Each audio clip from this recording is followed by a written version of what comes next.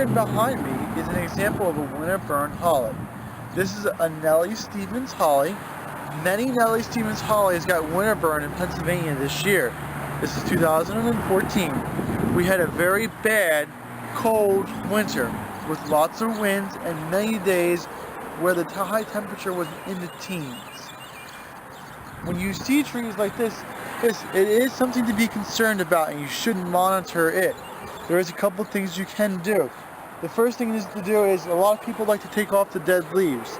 You don't really have to do that, and sometimes you don't want to do that because if you take off a leaf that's dead, that you think it may be dead, it actually may not. It may hurt the tree later.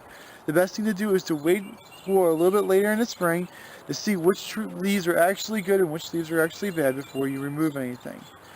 The next thing you can also look at is that this one here, it has lots of green stems on it.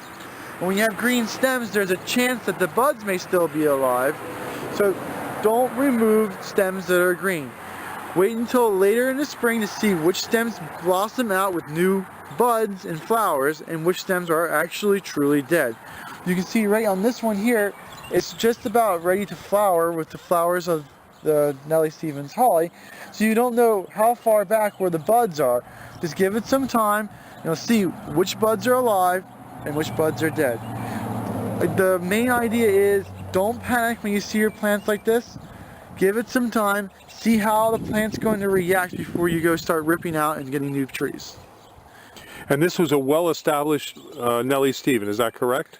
Yes, this was planted in here probably when it was like 4 to 5 feet tall, and it's definitely up to 8, maybe even a little bit up to 9 foot tall. So even if you planted your tree last year, a lot of trees that were planted prior to that had been established and been in the ground also had damages. Well, thank you, Mike. And what other trees suffered wind burn damage this year from the severe winter? All evergreens suffered this year. It doesn't matter whether it was a spruce, a pine, a holly, a skip laurel, yew, they all got hurt with this really bad wet winter. Just give whatever you see. Sometimes you'll see stuff that loses the needles. Some of it doesn't look very good.